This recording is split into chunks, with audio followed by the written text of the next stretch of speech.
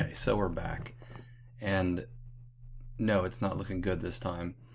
It's been a pretty brutal, pretty rough month um, here in August, but you'll see OPK is starting to come up a little bit, but the option expires today. IBIO is still struggling. CEMI is finally recovering a little bit. None of it's looking great, but that's okay. So what I'm going to do is I'm going to go ahead and unload the OPK option for today. It's obviously not going to hit $6, although it is starting to recover a little bit now. IBIO is obviously struggling a lot. So what I think I could do with IBIO is go ahead and buy these back pretty cheaply. So I'm going to go ahead, oops. I'm going to buy back the option, buy to close, right? One contract. I'm going to do it the market, and it's at $15, I believe. So we're going to go ahead and do that. So I got rid of the one IBIO. Now I've got the IBIO at 750. And I'm going to go ahead and buy that one back as well. Okay, so we'll buy. I just did it a different way here. Buy to close. So this one already has it. Market, review order, place order. Okay, so $10 for the one, $14 for the other, so $24, and I'm out. I'm done. Now I need to unload my IBIO stock. 200 at the market. And boom, that's done. And if you look, I have what, 577.51. What I need to get to, because I'm going to buy this stock here, which is Corbus Pharmaceuticals, and I need $706 to buy them. So we're going to go back to the positions, and I'm going to buy back the OPK at the market, place order, and I bought that back for $1, basically. I mean, you know, it was pretty easy. I guess $10 by the time it's all said and done. So now I'm going to sell my OPK, 100 shares at the market, review order, place it, and boom. And now when I look at my positions, I now have over $1,000. But I want CRBP, and I'm going to buy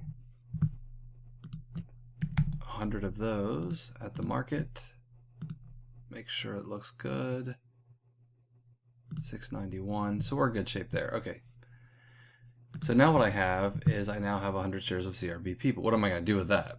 Well, now obviously I'm going to sell. Oh, that's not what I wanted to do. CRBP.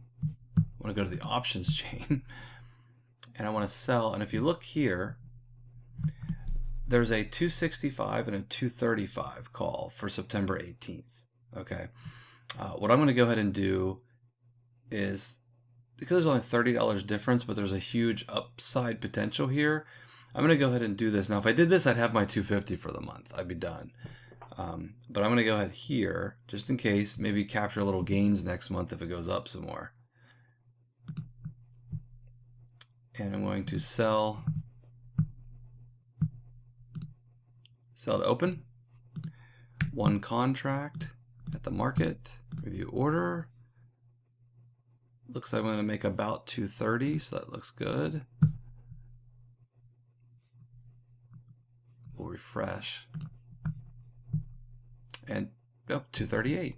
Okay, so I actually got $238, which will help.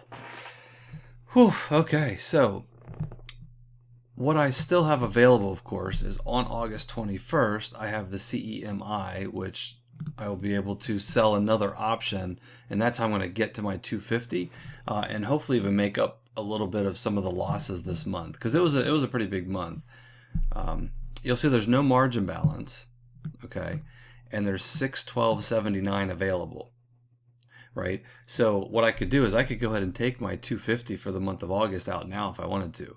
That would leave me with what, $363 basically in the account. But 363 isn't really enough to buy a stock, because remember, I keep buying cheap stocks, which ends up causing me issues. So I'm trying to get stocks that are above 5,